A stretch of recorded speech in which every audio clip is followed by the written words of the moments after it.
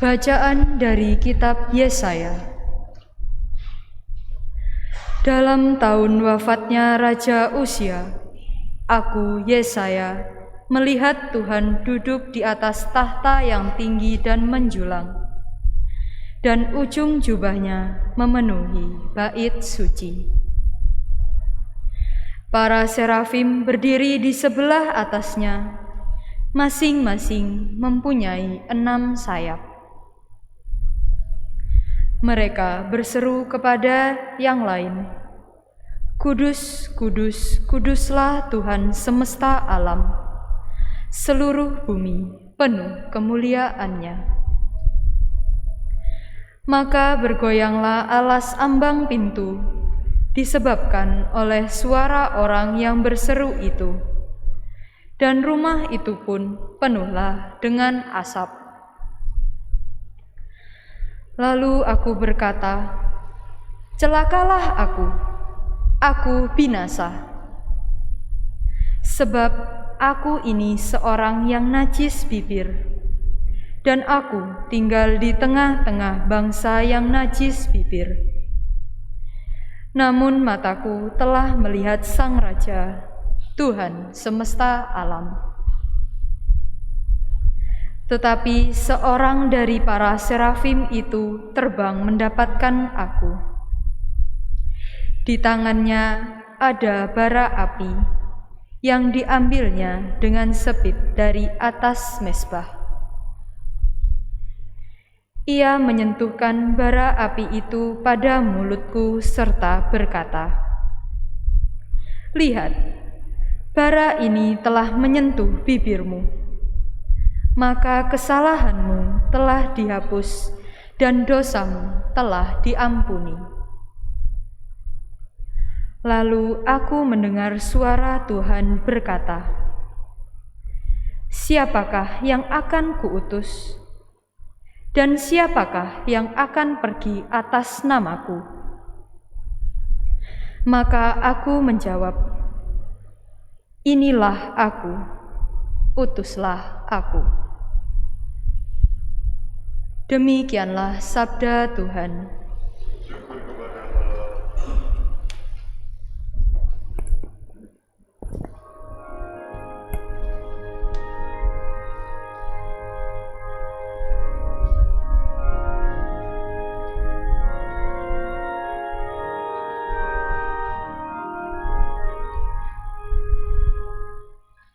Di hadapan para dewata, aku hendak bermazmur bagimu, ya Tuhan.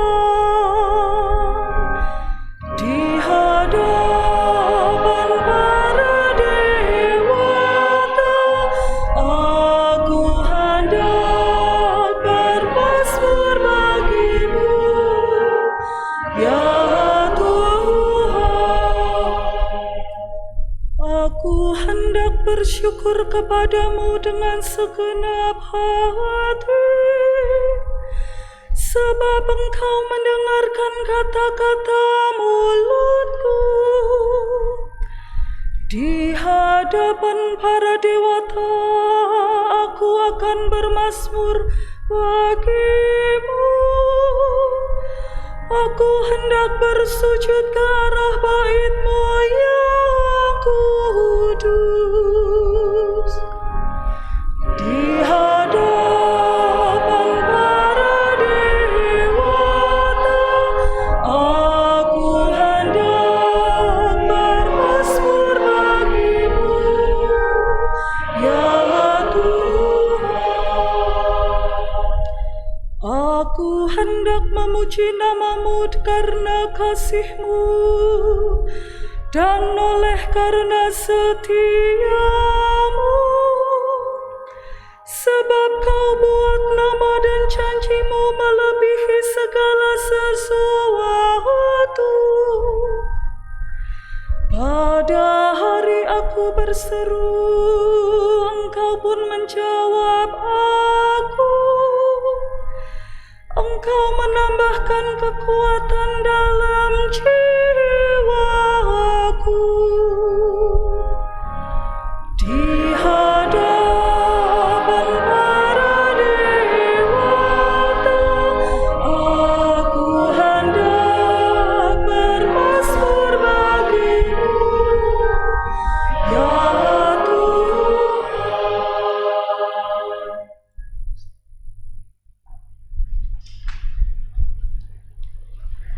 Bacaan dari surat pertama Rasul Paulus kepada jemaat di Korintus.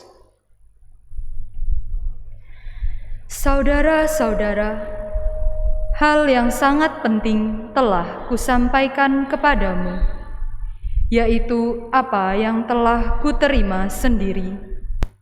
Ialah bahwa Kristus telah wafat karena dosa kita, sesuai dengan kitab suci, bahwa Yesus telah dimakamkan, dan pada hari yang ketiga telah dibangkitkan sesuai dengan kitab suci, bahwa Ia telah menampakkan diri kepada Kefas dan kemudian kepada ke-12 murid-Nya. Sesudah itu, Ia menampakkan diri kepada lebih dari 500 saudara sekaligus. Kebanyakan dari mereka masih hidup sampai sekarang, tetapi beberapa di antaranya sudah meninggal dunia. Selanjutnya, Yesus menampakkan diri kepada Yakobus, lalu kepada semua rasul.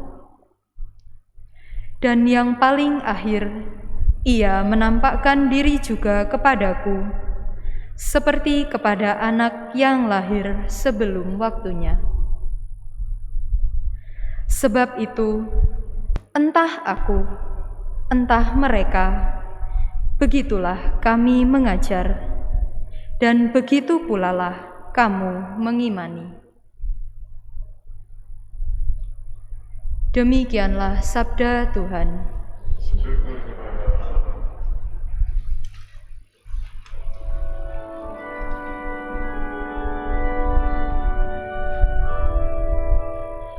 Haleluya.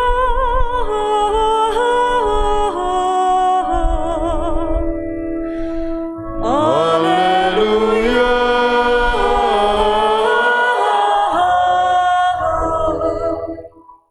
Mari ikutlah aku sabda Tuhan, dan kamu akan kujadikan penjala manusia. Haleluya.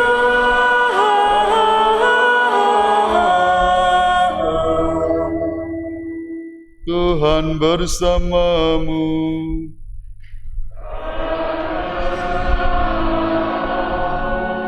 Inilah Injil suci menurut Santo Lukas.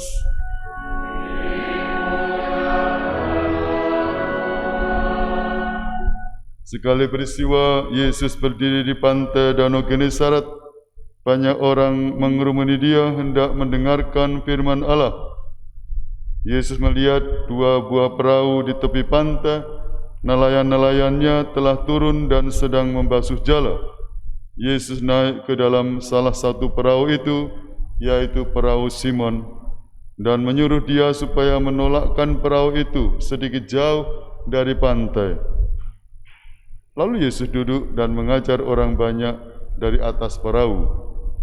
Setelah selesai berbicara, Yesus berkata kepada Simon, "Bertolaklah ke tempat yang dalam dan tebarkanlah jalamu untuk menangkap ikan."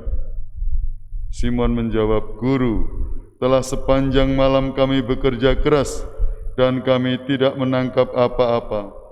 Tetapi karena perintah-Mu, aku akan menebarkan jala juga." Dan setelah melakukannya, mereka menangkap ikan dalam jumlah besar, sehingga jala mereka mulai koyak. Lalu mereka memberi isyarat kepada teman-teman di perahu yang lain, supaya mereka datang membantu. Maka mereka itu datang, lalu mengisi kedua perahu itu dengan ikan, hingga hampir tenggelam. Melihat hal itu, Simon Petrus tersungkur di depan Yesus dan berkata, "Tuhan, tinggalkanlah aku, karena aku ini orang berdosa." Sebab Simon dan teman-temannya takjub karena banyaknya ikan yang mereka tangkap. Demikian juga Yakobus dan Yohanes, anak-anak Zebedeus, yang menjadi teman Simon. Yesus lalu berkata kepada Simon, "Jangan takut, mulai sekarang engkau akan menjala manusia.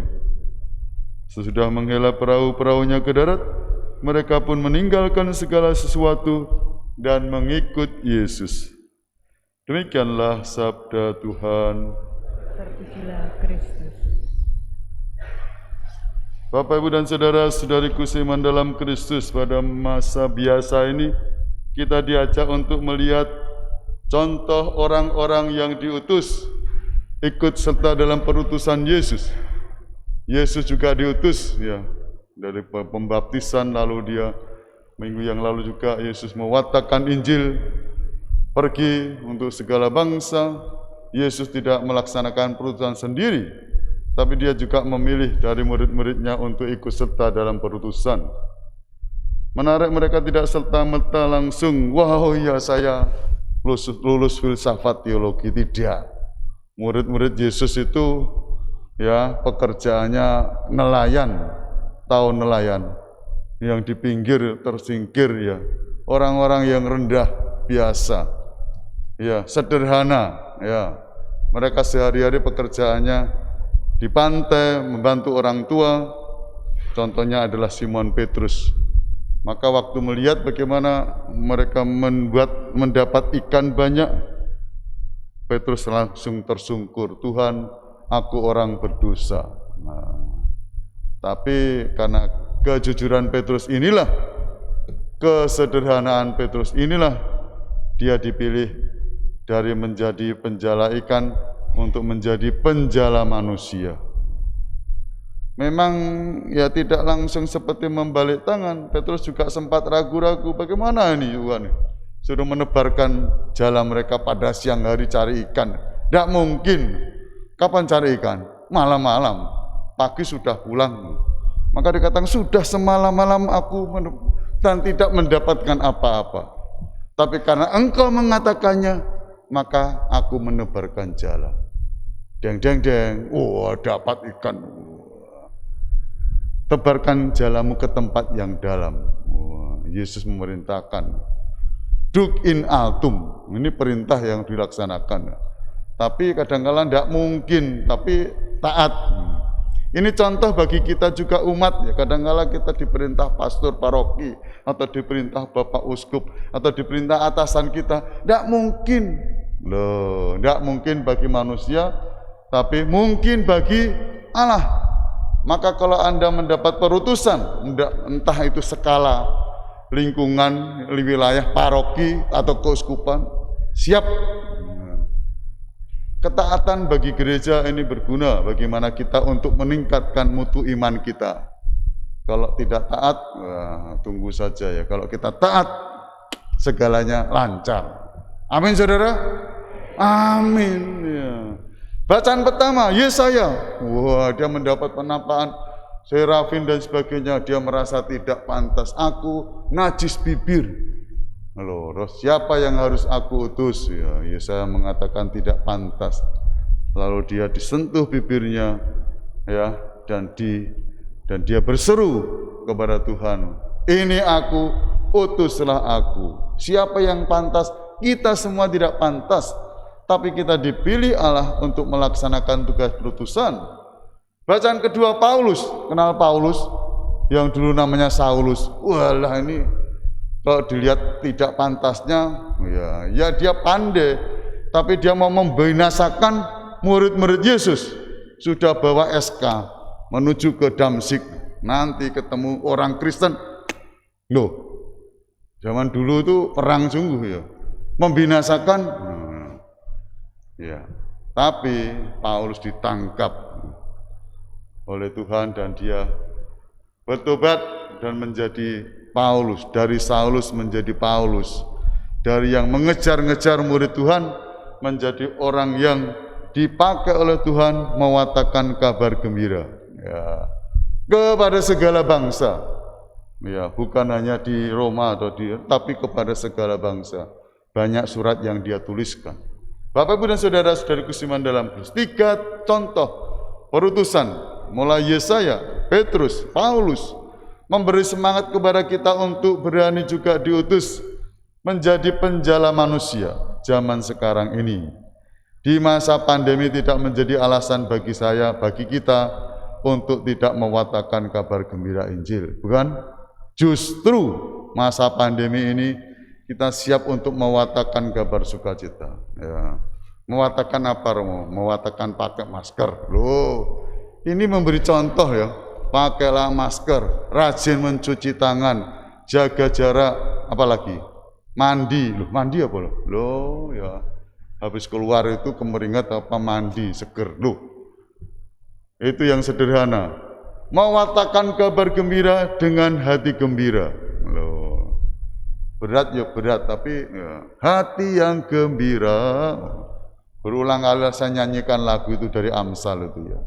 Nyanyikan, praktekkan, hayati, saksikan agar banyak orang diselamatkan. Tidak perlu takut ya menghadapi corona yang sebentar lagi akan musnah. Loh, kok tahu Romo? Mungkin diganti Om Tom. Kan kalau Anda sudah vaksin semua ya, herd community hilang.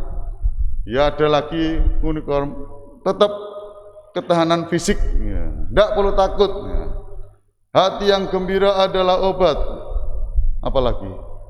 Namun semangat yang patah apa? Keringkang tulang. Hati yang gembira, Tuhan senang. Mantap saudara?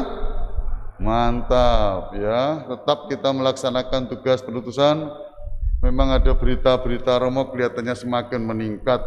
Ya, tetap jaga protokol ya. Jaga kesehatan, hati gembira, tetap berdoa, tetap bersuka cita dalam Tuhan. Berkatalah menyertai kita semua. Amin.